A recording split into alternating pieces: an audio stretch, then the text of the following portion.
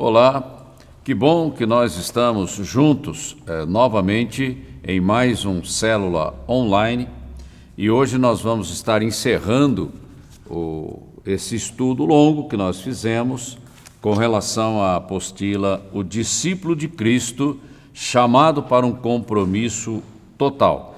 E para encerrar, eu inseri algum assunto ligado ao fim dos tempos, a uma visão escatológica dentro do contexto da igreja, para a gente se situar no nosso tempo, na nossa geração.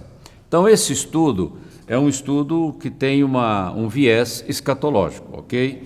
Para você entender aonde nós estamos no tempo, na linha do tempo da profecia da Bíblia, ok? Muito bem, eu vou ler um versículo aqui que está em Efésios, capítulo 5, do versículo 15 ao versículo 20. Numa versão livre, eu juntando as coisas para poder montar o texto, ok? Portanto, sejam cuidadosos em seu modo de vida, sejam cuidadosos no seu modo de viver. Não vivam como pessoas insensatas, mas como pessoas sábias. Aproveitem ao máximo todas as oportunidades, porque são dias maus. Aproveite o tempo, aproveite as oportunidades, porque nos últimos dias seriam dias difíceis. Está lá em 2 Timóteo capítulo 3, versículo 1. Por isso que nós temos que remir o tempo, né, em função desse contexto profético escatológico. Não hajam de forma impensada, mas procurem entender a vontade do Senhor. Nunca foi tão importante conhecer a vontade de Deus para a nossa vida, a vontade do Senhor para a igreja, o que o Espírito Santo está dizendo às igrejas em todas as nações. É tempo de ficar antenado, de ficar vigilante, sensível, porque são tempos que há uma avalanche no sentido de preparar o cenário para a realização das profecias bíblicas.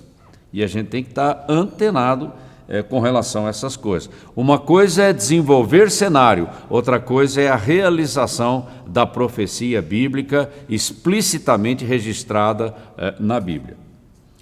Não se embriaguem com vinho, pois ele os levará ao descontrole. Eu não posso me distrair com os prazeres desta vida, porque senão vai ser como nos dias de Noé, é a mesma comparação. Em vez disso, sejam cheios do Espírito, cantando salmos, hinos e cânticos espirituais entre si, louvando o Senhor de coração com música. Ou seja, é tempo de buscar o Senhor, é tempo de estar congregando, é tempo de estar na celebração, é tempo de se envolver com a igreja local, é tempo de fazer tudo aquilo que você deixou de fazer até agora. É uma concentração para manter o nosso coração sensível ao mover do Espírito Santo nesses dias. E não é longe que nós vamos ouvir a voz do Espírito. Em tudo sejam agradecidos a Deus. É tempo de ter um coração grato por tudo aquilo que Jesus fez por nós, pela veracidade, pela fidelidade das promessas de Deus para a nossa vida. É nesse sentido que o nosso coração é grato. E somos gratos a Deus porque Ele é maior do que a crise, Ele é maior do que os tempos difíceis, Ele é maior do que o problema, Ele é maior do que o desafio, e Ele é fiel e poderoso para fazer muito mais. Então, nós temos que andar nessa sensibilidade espiritual. em nome do Senhor Jesus Cristo, sempre adorando a Deus, louvando a Deus, trabalhando a Deus, sendo gratos a Deus, em nome do Senhor Jesus Cristo, porque foi Ele que estabeleceu a base, a plenitude da nossa salvação. Então é um texto maduro de Paulo aqui em Efésios, juntando todas essas coisas que estão relacionadas aos últimos dias e qual deve ser o nosso posicionamento. A questão do arrebatamento da igreja, ela traz um senso de urgência na vida da igreja, na vida do discípulo, porque agora o meu estilo de vida tem que estar dentro dessa perspectiva, dessa expectativa. É nesse sentido, porque senão eu fico fora da sintonia do céu. Porque Deus tem uma agenda, e essa agenda está em desenvolvimento. É o que diz todo o escopo profético da palavra de Deus.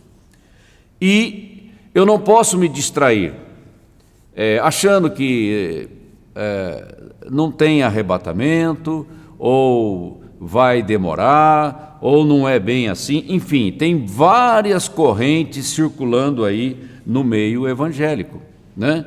Criando uma série de confusão no entendimento das pessoas, e as pessoas acabam se distraindo. É muito fácil você perder a sensibilidade espiritual para desenvolver uma religiosidade e se acomodar ali naquele ambiente confortável da religiosidade. A nossa vida é muito breve, ela passa muito rapidamente. A igreja recebeu um comissionamento e nós temos que estar atentos a esse comissionamento, e é no poder do Espírito Santo que nós vamos cumprir a grande comissão. E nós não podemos ficar numa posição de distração, de complacência, de negligência, ou até de engano espiritual, porque a igreja vai perder o foco. E a Bíblia é muito clara nesse sentido, nós não entrarmos no rol dos escarnecedores, daqueles que duvidam do cumprimento da palavra profética, e a nossa vida ela é muito mais do que o que nós vemos, o que nós estamos presenciando, o que nós estamos vivendo na prática. A nossa vida ela tem um sentido espiritual, e é nesse sentido, é nessa direção que nós temos que estar atentos à palavra profética de Deus registrada na Bíblia. A questão é que a igreja será arrebatada. Se Paulo, na sua primeira epístola aos Tessalonicenses, foi a segunda epístola de Paulo, porque a primeira foi Gálatas, por volta do ano 50, 51 depois de Cristo, ele fala claramente, explicitamente do arrebatamento da igreja. E a palavra que aparece no texto de Tessalonicenses, ali no versículo 17 do capítulo 4 de 1 aos Tessalonicenses, é arpazô, que significa tirar, levar, tirar do meio, de forma violenta, de forma assim, com muita ação, com muita energia. Foi essa palavra que ele usou ali.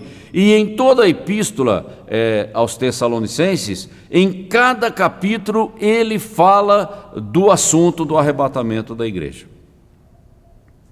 Eu tenho os versículos citados, você pode ver aí na sua apostila, confirmando esse assunto que ele estava trazendo à igreja. E ele foi o primeiro a trazer esse assunto para a igreja. Jesus, quando falou alguma coisa lá em João, capítulo 14, ele apenas deu um esboço, porque Paulo era o apóstolo que traria a revelação.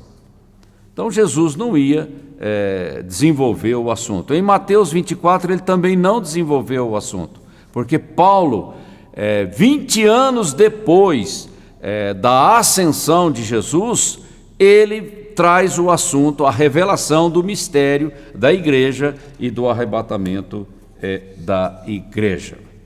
Ok?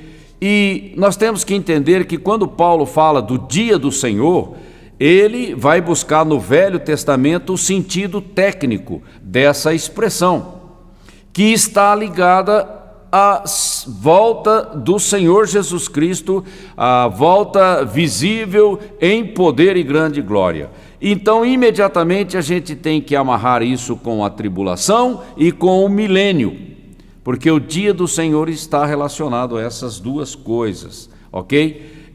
Do ponto de vista escatológico. E o arrebatamento da igreja acontece antes do dia do Senhor. E ninguém pode datar o arrebatamento e também o dia do Senhor, porque será como ladrão, será repentino, será uma surpresa. E você não consegue determinar o dia e nem a hora. E Jesus chamou a atenção da igreja para a questão da vigilância. Por quê? Por não saber a data e nem o dia, nem a hora, ok? E aqui eu cito muitos versículos que vocês podem consultar com tranquilidade. A igreja não procura por sinais. Quem procura por sinais é Israel, porque os sinais estão ligados à tribulação, e a tribulação, ela traz o milênio. A igreja, ela simplesmente cumpre a grande comissão com o coração, com uma grande expectativa no coração, que a Bíblia chama de bendita esperança, que é uma expressão que o apóstolo Paulo usa lá na sua epístola a Tito. Nós vivemos nessa expectativa porque nós amamos a volta do Senhor, para arrebatar a igreja, conforme está ali descrito no capítulo 4 de 1 Tessalonicenses. Não é? Nós vivemos nessa expectativa, nós vivemos em função disso, e enquanto isso nós estamos ocupados cumprindo a grande comissão. E a nossa motivação, ela não é terrena, a nossa motivação é celestial, porque a nossa pátria está no céu. É lá o nosso destino. Estaremos para sempre com o Senhor, conforme ele disse lá no Evangelho de João, capítulo 14. E nós somos o canal de Deus na terra para cumprir a grande comissão. E é nessa expectativa, com essa alegria, com esse júbilo no coração, que nós nos envolvemos nos diversos trabalhos da igreja. Porque o Espírito Santo está levantando uma noiva para Cristo, o corpo de Cristo, e é esse corpo que será arrebatado. O arrebatamento só existe para a igreja, é uma dispensação específica para a igreja como corpo de Cristo, e Cristo é o cabeça da igreja. Está faltando o corpo, a cabeça já está no céu, agora o corpo está envolvido com a grande comissão na terra, mas Cristo vai resgatar o seu corpo, que somos nós, a igreja. É um privilégio, uma honra tremenda para a igreja.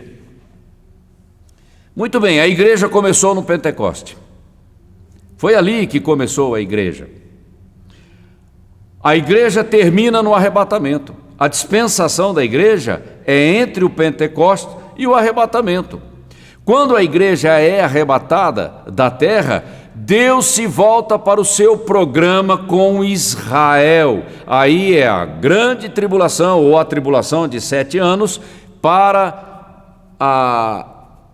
o milênio, que será o governo de Cristo na terra. Então, cada grupo na sua dispensação, desenvolvendo o seu trabalho. E a igreja primitiva tinha esse senso de urgência em função do tempo. Isso, praticamente 2000 anos atrás, os discípulos, os apóstolos, já tinham a consciência dessa urgência. E nós agora, 2000 anos depois, qual é a nossa consciência com relação à vinda do Senhor? Então, isso tem que dar um chacoalhão na nossa sonolência espiritual, para que a gente se desperte da sonolência espiritual, se envolva com os trabalhos da igreja, em função da urgência do nosso tempo, da nossa mordomia, da nossa dispensação, porque nós estamos daqui a pouco de partida, porque o nosso destino não é aqui, é a glória. Ok? A gente tem que estar antenado com isso. E uma das maneiras que a igreja primitiva tinha de se cumprimentar é Maranata. Assim mesmo, vem Senhor Jesus. Era um clamor. Mesmo que isso traga a tribulação, mesmo que isso traga o cumprimento das profecias, e isso não vai ser fácil, é só você ler o livro do Apocalipse, eles diziam, mesmo assim, vem Senhor Jesus. Porque só Jesus para mudar a realidade da igreja e a realidade de Israel e das nações. E o próprio resgate do planeta Terra está dependendo da vinda do Senhor. Então, esse clamor tem que estar dentro do nosso coração, e esse clamor expressa uma expectativa da nossa vida e uma motivação no nosso coração como discípulos. Jesus está vindo para aqueles que amam a sua vinda. Amar a vinda do Senhor está na Bíblia. Está bem claro, está bem explícito esse sentido que deve ser a essência do coração da igreja como noiva de Cristo. A igreja primitiva não estava equivocada na sua visão, porque Jesus vem de surpresa. A gente chama isso de iminência. Não tem nenhuma profecia que precisa se cumprir para que Jesus volte. Entende? Não sabemos o dia e nem a hora. Porque eu não tenho como datar, eu não tenho como marcar. Eu tenho que olhar para o desenvolvimento na linha do tempo das coisas, para mim perceber a proximidade, mas eu não consigo datar, porque eu não tenho nenhum evento que me traga uma demarcação cronológica. Então nós vivemos nessa expectativa, e foi exatamente assim que Deus programou para a igreja. Muito bem.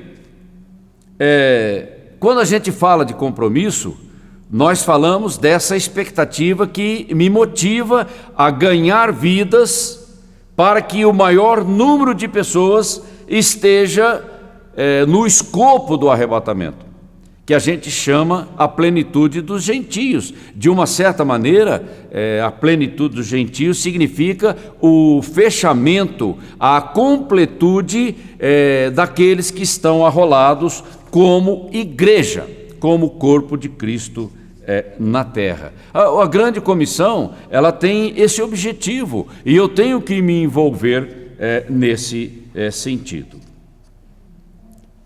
Porque a igreja tem uma data de validade. A data de validade é o arrebatamento, e tudo que eu tenho que fazer para expandir o reino de Deus na terra, para a edificação do corpo de Cristo na terra, é agora, é aqui, antes do arrebatamento. Ok? E é nesse sentido que a gente traz essa expressão de urgência naquilo que nós estamos fazendo hoje, alinhando o nosso coração com Deus, consertando a nossa vida com Deus e se colocando como canal, como instrumento nas mãos do Senhor. O homem natural tem a tendência de procrastinar, de ficar deixando para amanhã, deixando para amanhã, deixando para amanhã, e com isso o relógio está correndo. E o meu tempo, o tempo da minha oportunidade está passando.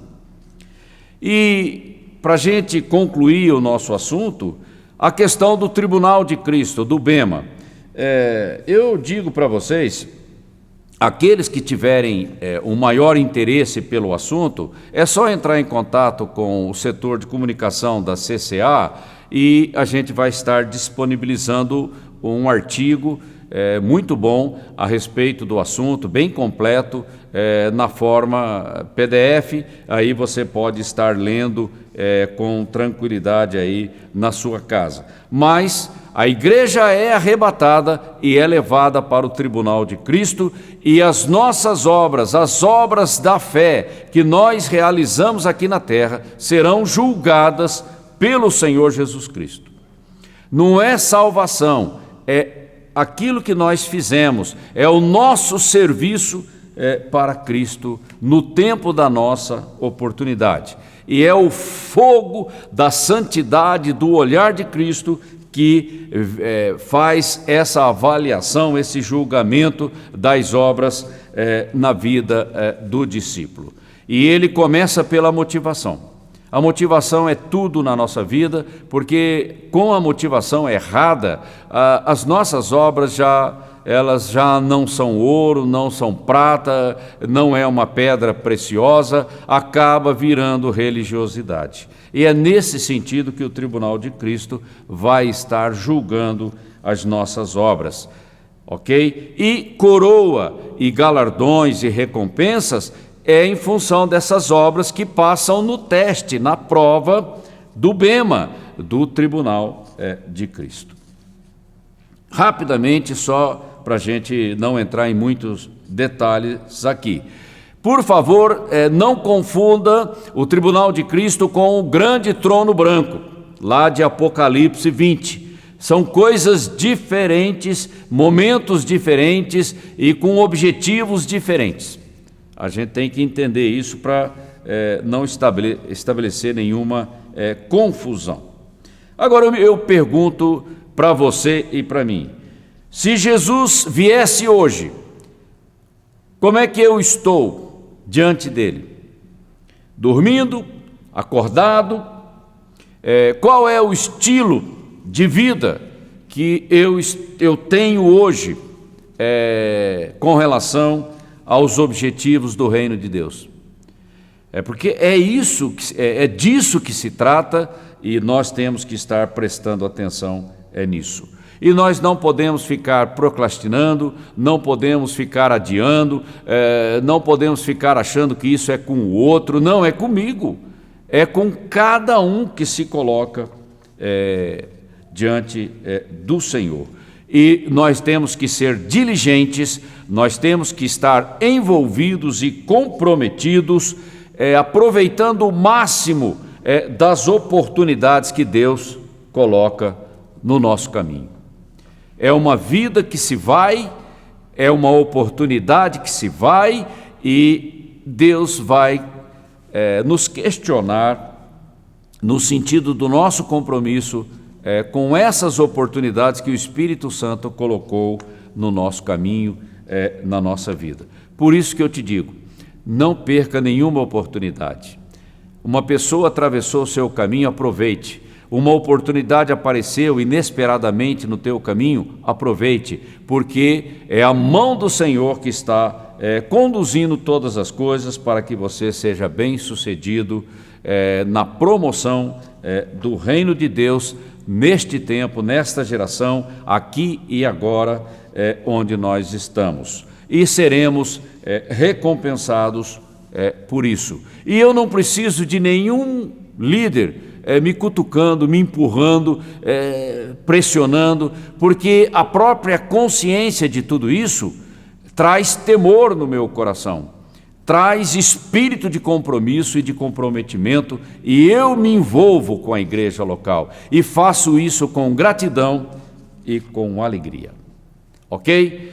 Agradeço a você pela tua fidelidade, pela tua conexão num estudo tão longo. Que Deus te abençoe, que o Espírito Santo continue abrindo o seu entendimento, mas o Espírito Santo vai abrir o seu entendimento, sabe para quê? Para que você se envolva com a igreja local, para que você se envolva na obra do ministério, para que você seja um cooperador de Cristo, do Espírito Santo, levantando uma noiva sem mancha, sem rusga, sem mácula, uma noiva apaixonada pelo Senhor, uma noiva envolvida e comprometida com o Senhor. E que Deus te abençoe e que o Espírito Santo te capacite no sentido de você não perder nenhuma oportunidade. E tudo seja feito para a glória do Senhor. Um grande abraço.